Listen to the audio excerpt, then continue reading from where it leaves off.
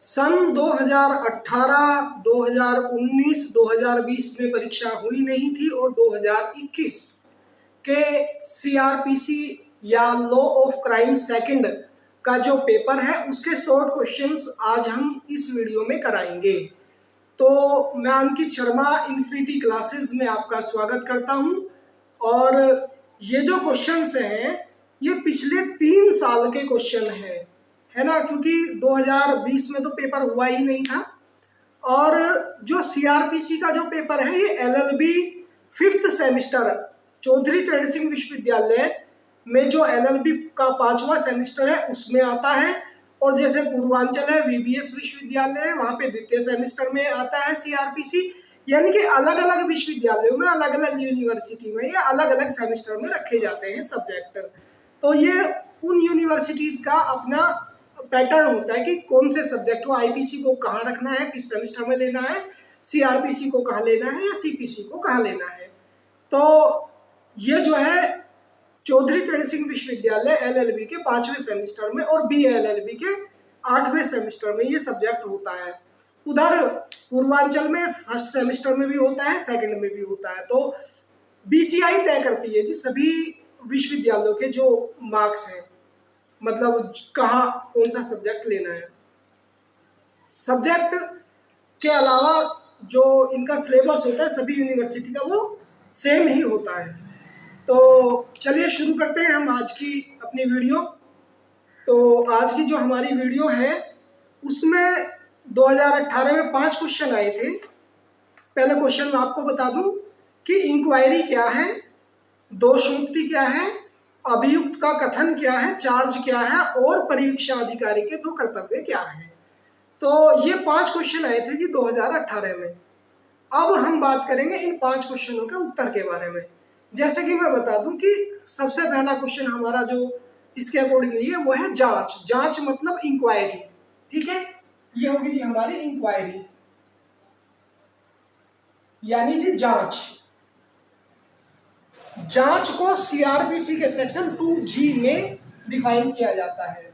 CrPC धारा 2 close G के अंदर में जांच आती है, ठीक है। अब जांच से मतलब तो आप समझ ही गए भाई किसी भी चीज की जांच, लेकिन इसकी जो विधिक परिभाषा है वो मैं आपको बता दूं कि जांच से तात्पर्य विचारण से भिन्न, विचारण को कहते हैं ट्रायल, ट्रायल से अलग होता है, है ना, एक ऐसी जांच जो इस संहिता के अंतर्गत मजिस्ट्रेट या न्यायालय द्वारा की जाती है। धारा 159 एक मजिस्ट्रेट को इस संहिता की धारा 157 के अंतर्गत पुलिस की रिपोर्ट प्राप्त करने पर इस बात का निश्चय करने के लिए कि क्या अपराध घटित हुआ है एक प्रारंभिक जांच करने के लिए अधिकृत करती है। और यदि अपराध घटित हुआ है तो क्या उस अपराध के संबंध में उन व्यक्तियों का जिन्होंने अपराध किया है परीक्षण किया गया है या नहीं किया गया है, ये होती है जांच। तो जांच से आप समझ ही गए होंगे कि पुलिस अधिकारी या मैजिस्ट्रेट के द्वारा एक व्यक्ति को अधिकृत किया जाता है जांच के द्वारा कि आप जांच कीजिए जिस व्यक्ति ने अपराध किया है और उसका जो मतलब परीक्षण हुआ है या नहीं हुआ है, यही जांच है जिसको सीआरपीसी सेक्शन 2G के अंदर में वर्णित किया गया है। ये धाराओं के अनुसार आप जरूर याद रखें। अगला जो हमारा क्वेश्चन है, अगला क्वेश्चन है हमारा इसका 2018 का प्रश्न संख्या 2। ये था पहला। दूसरा होता है जी हमारा दोष मुक्ति। दोष मुक्ति को कहते हैं एक्यूटेल, ठीक है जी, ACQUITL, यानी कि जी दोष मुक्ति। दोष मुक्ति को उन्मुक्ति भी कहते हैं, मतलब विमोचन भी कहते हैं, दोष मुक्ति को या विमोचन। और इसको जो है सीआरपीसी के सेक्शन 248 में वर्णित किया गया है। कहा जी? सेक्शन 248 में वर्णित किया जाता है दोष मुक्ति को। यह ध्यान रखने वाली बात है। दोष मुक्ति है क्या भाई? दोष मुक्ति या विमोचन से तात्पर्य किसी न्यायालय के ऐसे अंतिम आदेश से है, मान ले कोई न्यायालय है उसके एक अंतिम आदेश से है जिसके अनुसार अभियुक्त किसी आरोप से दोष मुक्त किया जाता है। कोई अभियुक्त है वो दोष मुक्त कर दिया जाता है न्यायालय के आदेश से, ठीक है। विमोचन का आदेश अपराधी को निर्दोष सिद्ध करता है। एक विमोचित व्यक्ति पर उसी अपराध के आरोप का दोबारा ट्रायल नहीं किया जा सकता, मतलब विचारण नहीं किया जा सकता। ट्रायल को कहते हैं हिंदी में, विचारण नहीं किया जा सकता, क्योंकि विमोचन का आदेश अभियुक्त पर आरोप लगाकर और उसे परीक्षित करने के बाद ही किया जाता है। और जो विमोचन होता है या दोष मुक्ति होती है, दोष मुक्ति का जो आदेश होता है ये एक प्रकार का निर्णय होता है जो किसी पुलिस अधिकारी या न्यायालय द्वारा लिया जाता है अपराध और अपराधी के संबंध में। ये होता है जी हमारा दोष मुक्ति। अब अगला जो हमारा तीसरा क्वेश्चन है 2018 में जो आया हुआ था वो था statement of an accused under section 313 CrPC, यानी कि अभियुक्त का कथन। तीसरा जो क्वेश्चन 2018 की बात कर रहे हैं जी हम अभी। Statement of an accused under section 313, ठीक है, यानी अभियुक्त का कथन।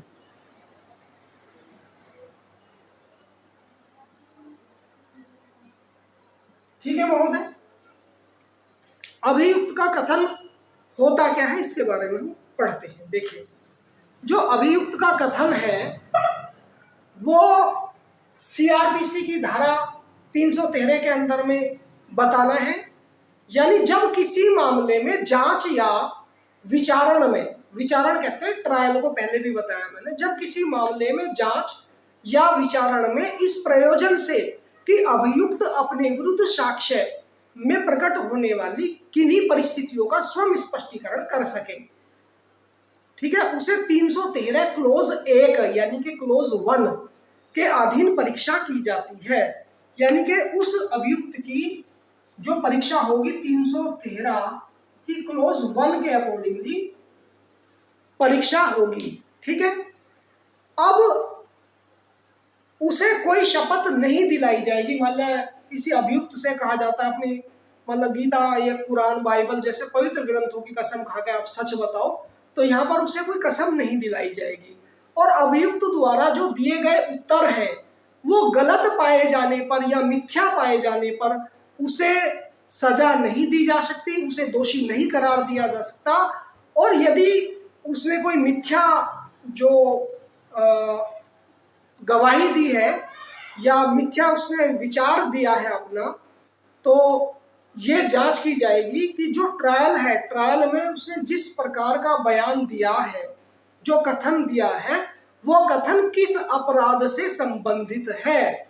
यानी कि अगर उसका जो कथन है किसी अन्य अपराध की प्रवृत्ति रखता है, जो उसका उत्तर है अन्य अपराध के जो है प्रवृत्ति रखता है, तो उसे उस अपराध में विचारण के लिए रखा जा सकता है, ट्रायल के लिए रखा जा सकता है। यानी कि उस कथन को एक अभियुक्त के पक्ष में या उसके विरुद्ध साक्ष्य के रूप में रखा जा सकता है। ये होता है कि हमारा अभियुक्त का कथन। अभियुक्त का कथन जो सीआरपीसी 313 के अंदर में है। कहने का मतलब शॉर्ट में बता दें कि एक अभियुक्त को अगर मैजिस्ट्रेट या पुलिस अधिकारी के समक्ष लाया जाता है ट्रायल के लिए, तब क्या होता है कि अगर वो कोई गलत स्टेटमेंट दे देता है तो उस पर किसी तरह की कोई बाउंडेशन नहीं होगी या कोई मिथ्या कथन प्रदान करता है। ठीक है दोस्तों, अब हम बात करेंगे अपने अगले जो पॉइंट है हमारा उसके बारे में। जो अगला पॉइंट है हमारा जी, यानी कि प्रश्न संख्या 4, वो है जी आरोप। ठीक है, आरोप को कहते हैं चार्ज, जिसको सीआरपीसी के सेक्शन 2B में वर्णित किया जाता है। सेक्शन 2 बी के अंदर में वर्णित किया जाता है, ये होता है हमारा आरोप प्रश्न संख्या 4। तो अब आरोप को समझ लो। आरोप क्या है? आरोप वह लिखित कथन है जो किसी व्यक्ति पर अपराध के वास्तविक निरूपण के लिए लगाया जाता है, या जेल में बंद किसी व्यक्ति को उन अपराधों के बारे में सूचित करता है जिनको अभियोजन सिद्ध करना चाहता है। यानी कि धारा 2 क्लोज बी में आरोप शब्द की परिभाषा उपयुक्त तरीके से नहीं दी गई है। केवल इतना बताया गया है कि जब आरोप में एक या एक से अधिक शीर्ष हो तो कोई सा भी शीर्ष हो सकता है। 2 क्लोज बी में प्रॉपर डेफिनेशन आरोप की यानी कि चार्ज की प्रदान नहीं की गई है। केवल इतना बताया है कि आरोप में एक या एक से अधिक शीर्ष होते हैं, तो उसमें कोई सा भी शीर्ष हो सकता है। इसलिए आरोप किसी विशिष्ट अभियोग का एक संक्षिप्त सूत्र है जो किसी व्यक्ति के विरुद्ध लगाया जाता है, जिसकी प्रकृति को कार्यवाही की पहली अवस्था में ही जानने का वह अधिकारी है। मान लो अगर किसी पर आरोप लगाया गया है तो वो व्यक्ति उस आरोप को जानने का अधिकारी होता है कि उस पर किस प्रकार का और कैसा आरोप लगाया गया है। ठीक है दोस्तों। और आरोप का जो मेन ऑब्जेक्टिव होता है, जो मुख्य उद्देश्य होता है आरोप का, वो इस बात की जानकारी देना है कि उसने क्या क्या अपराध किए हैं, जिससे कि वह परीक्षण के समय उनसे बचाव के लिए स्पष्टीकरण और सबूत दे सके। मान लो अगर किसी व्यक्ति पर कोई अपराध या कोई आरोप लगाया गया है तो उस दशा में होता क्या है, उसे उस आरोप से संबंधित समस्त जानकारी प्राप्त करने का पूर्ण अधिकार होता है। एक तरीके से ये अभियुक्त का या मतलब राइट होता है कि उसके बारे में जानना। ठीक है। अब जो हमारा सन 2018 का पॉइंट नंबर 5 है वो क्या है उसके बारे में बात करें। पॉइंट नंबर 5 था हमारा 2 कर्तव्य प्रोबेशन अधिकारी के, यानी कि 2 ड्यूटीज ऑफ प्रोबेशन ऑफिसर।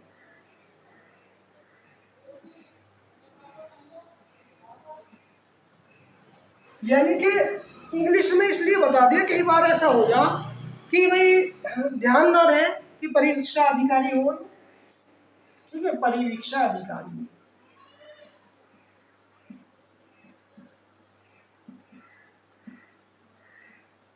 तो जो परीक्षा अधिकारी के जो 2 कर्तव्य हैं महोदय वो क्या है? जो परीक्षा अधिकारी के कर्तव्य हैं उनको CRPC 141 में, इनको जो है CRPC 141 में वर्णित किया गया है। परीक्षा अधिकारी के जितने भी कर्तव्य हैं CRPC 141 के अंदर में आते हैं।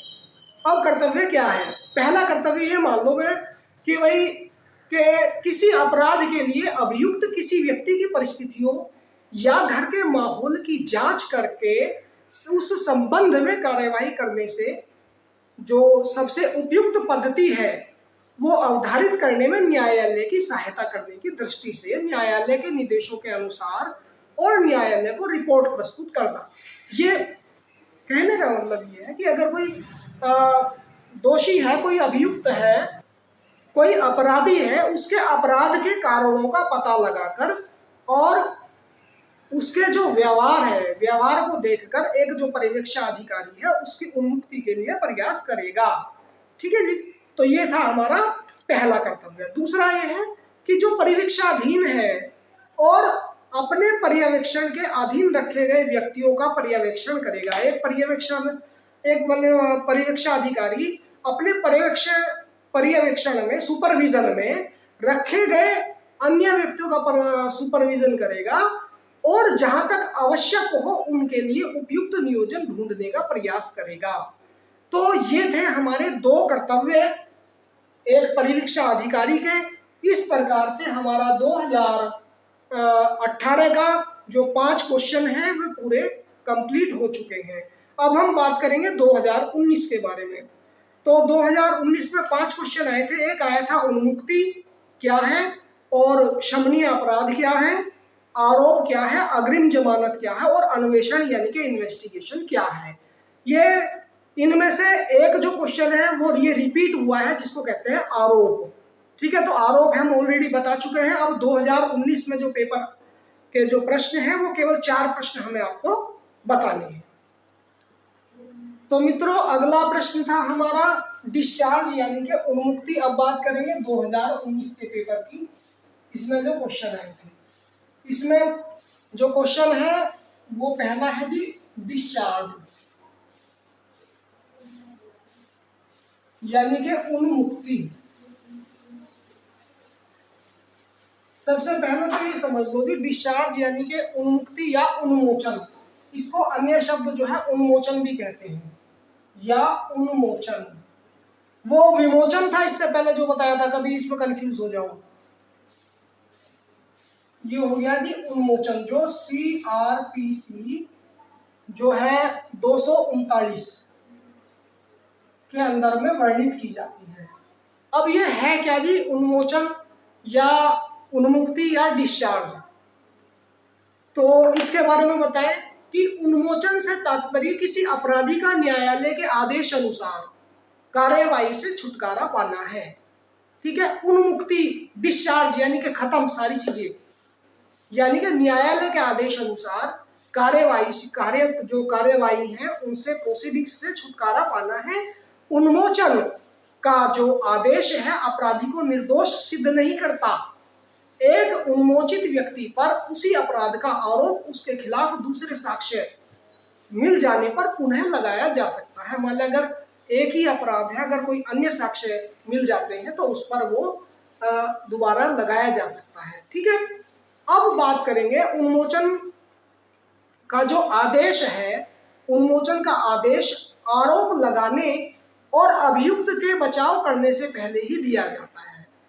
मतलब जो अभियुक्त अपना बचाव करेगा उससे पहले ही उसे इसका दिया जाता है जो आदेश है उन्मोचन का। हालांकि उन्मोचन का आदेश निर्णय नहीं होता। जो उन्मोचन का आदेश है ये न्यायाधीश का या पुलिस अधिकारी का कोई निर्णय नहीं होता। ठीक है जी, तो उन्मोचन से आप क्या समझे? उन्मोचन से मतलब ये होता है कि न्यायालय के आदेश अनुसार जो कार्यवाही है उनसे छुटकारा दिला दिया जाता है उन्मोचन या उन्मुक्ति में। तो ये था जी उन्मोचन। अब प्रश्न संख्या अगली जो आई थी वो था जी इन्वेस्टिगेशन यानी कि अन्वेषण। दूसरा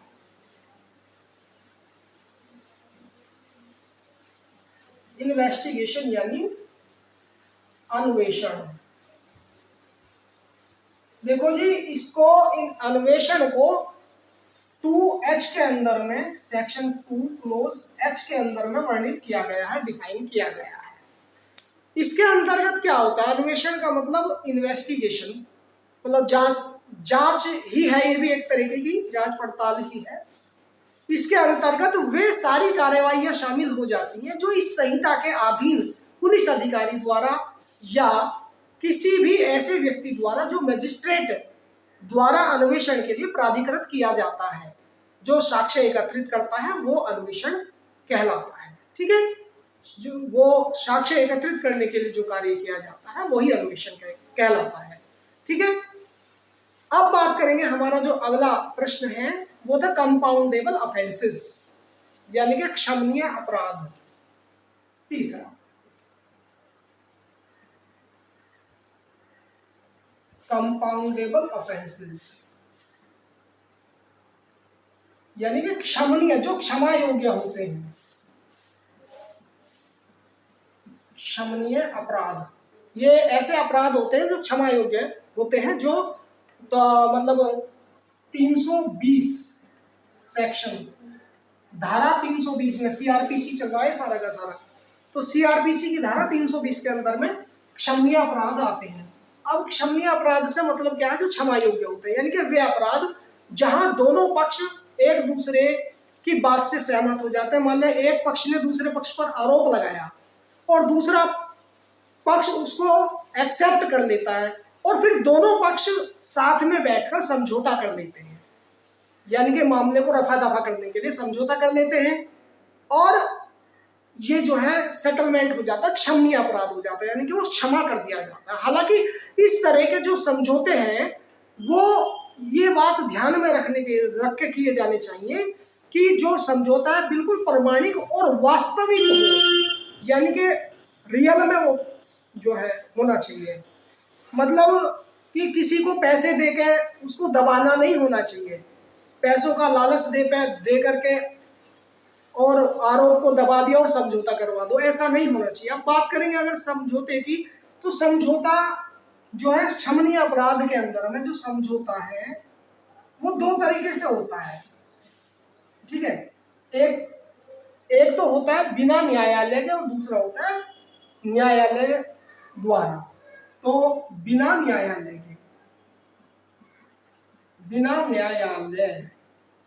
के जो समझौता होगा वो 320 क्लोज 1 के अकॉर्डिंगली होगा, और न्यायालय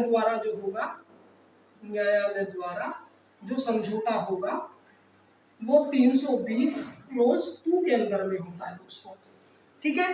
तो क्षमनीय अपराध का मतलब वे अपराध जो क्षमा योग्य होते हैं, मतलब दोनों पार्टी समझौता करने के लिए राजी हो जाती है और समझौता दोनों के तरीके से होता है।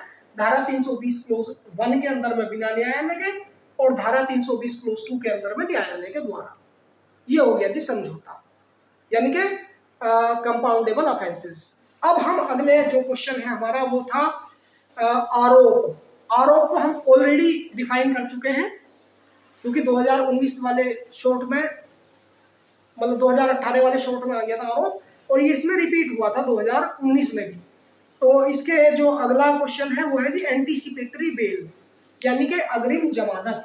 अगला क्वेश्चन होता है हमारा, वैसे तो सीरीज में यहाँ तो 2019 में चौथा चलेगा, लेकिन ये कायदे में 5वां क्वेश्चन है, ठीक है। 1 2 3 4 5वां तो आरोप आ ही गया था। तो ये एंटीसिपेटरी बेल,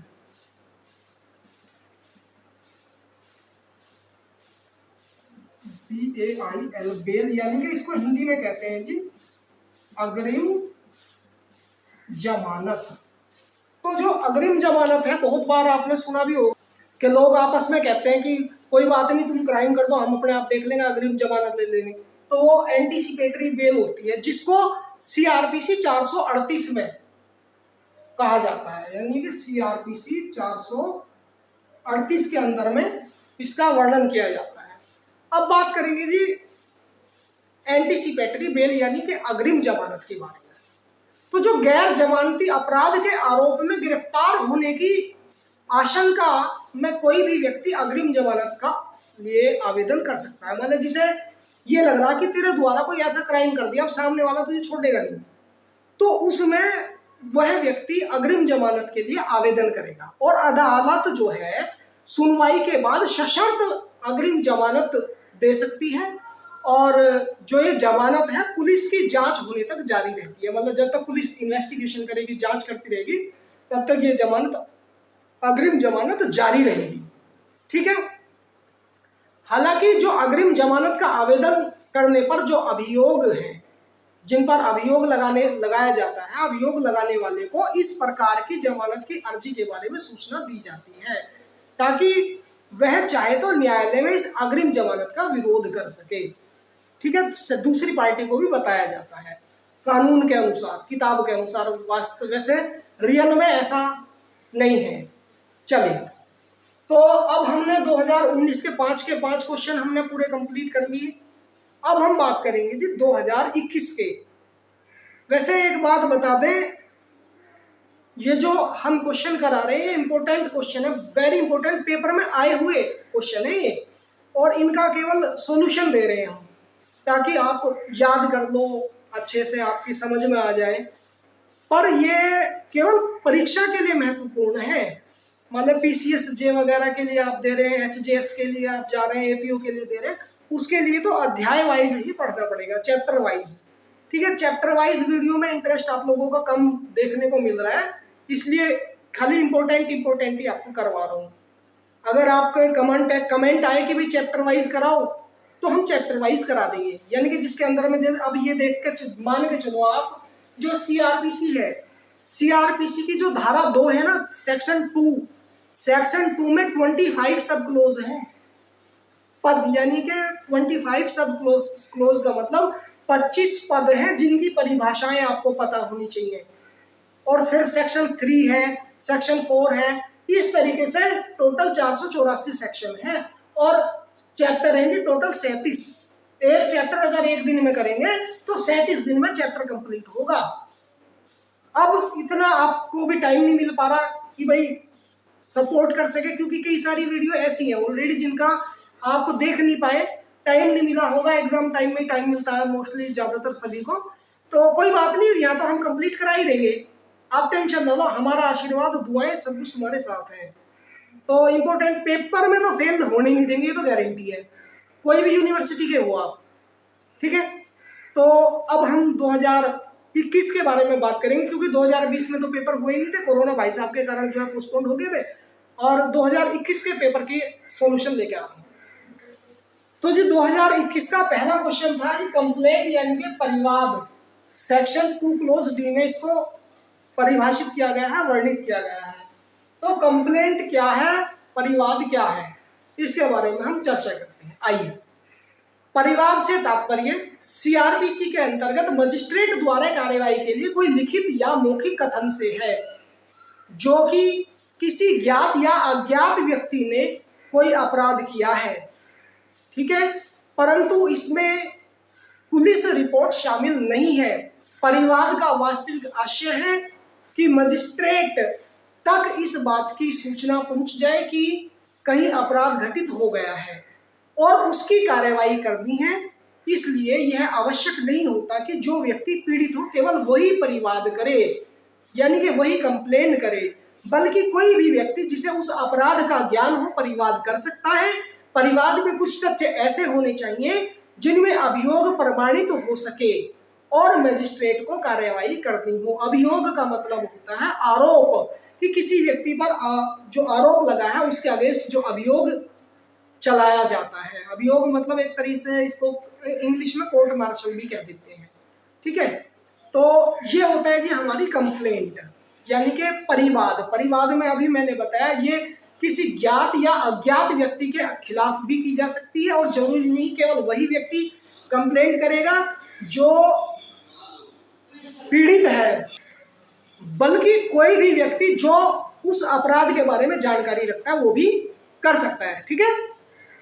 अगला प्रश्न मित्रों, बेलेबल ऑफेंस यानी कि जमानती अपराध, जिसको धारा 2A के अंदर में वर्णित किया गया है, ठीक है।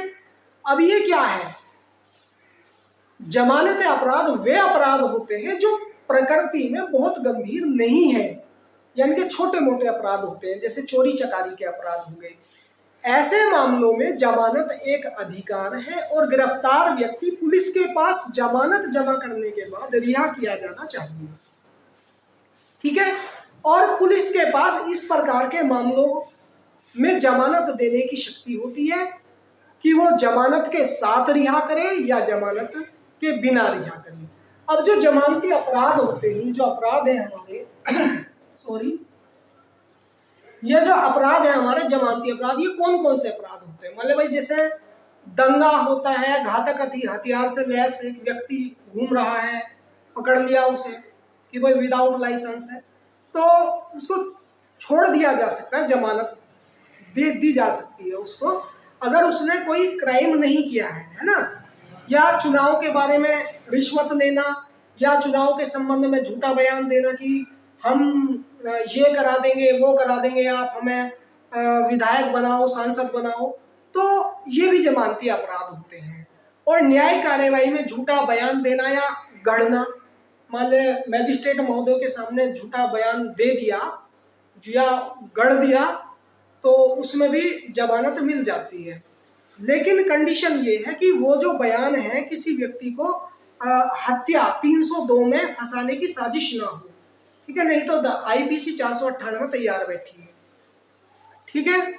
अब अगली बात करेंगे कि धार्मिक उपासना में कोई बहुत सारे लोग बैठे धार्मिक उपासना कर रहे हैं और उस सभा में विघ्न डालने की प्रयास करना, इसमें भी मिल जाती है, चलो कोई बात नहीं, गलती सलती होगी।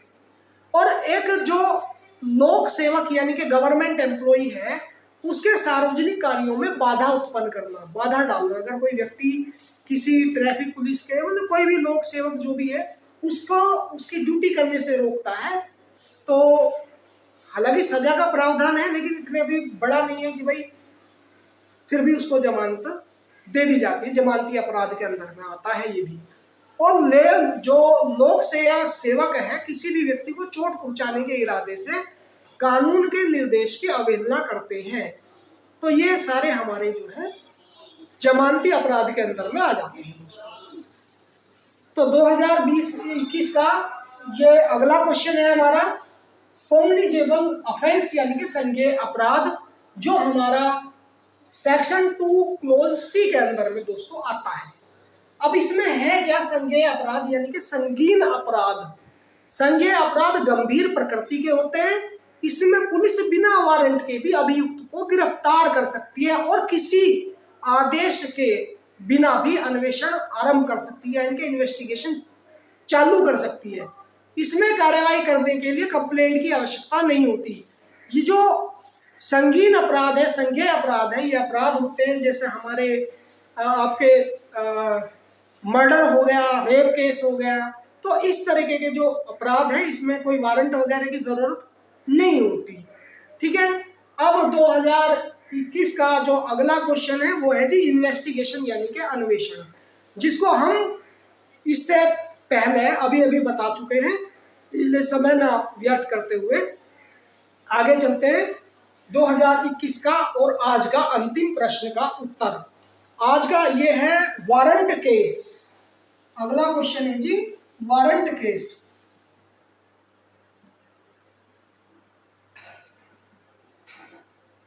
वारंट केस, तो जो वारंट केस है, वारंट केस को 2 क्लोज एक्स में या 2 क्लोज भय में, भय भगत ये कह सकते हैं। दोनों एक ही चीजें, इंग्लिश में एक्स लिखा जाएगा, हिंदी में भय लिखा जाएगा। जैसे आपको समझ में आवे वैसे कर देना, ठीक है।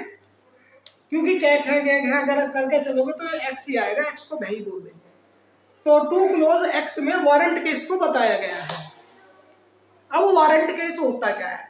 वारंट केस ऐसे अपराध से संबंधित होता है जिसमें 2 वर्ष से अधिक अवधि का कारावास या मृत्युदंड का आदेश दे दिया जाता है, या मृत्युदंड या 2 वर्ष से अधिक अवधि के कारावास के चांसेस ज्यादा होते हैं, दिया जा सकता है। गंभीर प्रकृति के अपराधों का परीक्षण वारंट के मामलों के लिए वर्णित प्रक्रिया के अंतर्गत आता है। जो वारंट के मामले होते हैं इसमें जो वर्णित प्रक्रिया होती है, ये गंभीर मामलों से रिलेटेड मैटर्स इसके अंदर में आते हैं, तो इसको हम बोलते हैं दोस्तों वारंट केस। तो इस प्रकार से हमारी जो आज की वीडियो है इसमें हमने 2018, 2019, 2020 का पेपर हुआ नहीं था, 2021 के सारे शॉर्ट क्वेश्चन कर दिए। और वीडियो कैसी लगी कमेंट में जरूर बताइए। और दूसरी बात यह है, अगर चैप्टर वाइज पढ़ना है तो उसमें भी कमेंट करना, चैप्टर वाइज पढ़ना है या इम्पोर्टेंट करा दूं, जैसे आपके मॉडल वगैरह में है। हालांकि मॉडल में ये चीजें मिलेंगी नहीं आपको, चाहे उठा के देख लियो, ये बुक से ही करा रहा हूं मैं। इम्पोर्टेंट पार्ट पहले पेपर उठाए, उनका एनालाइज करा, देखा कि भाई ये क्वेश्चन आए हुए हैं, वही सारे क्वेश्चन आपको यहाँ करा दिए। ठीक है, तो अब मैं विदा ले रहा हूँ और फिर मिलेंगे अपने नेक्स्ट एपिसोड में। नमस्कार, तब तक के लिए जय हिंद, बाय बाय।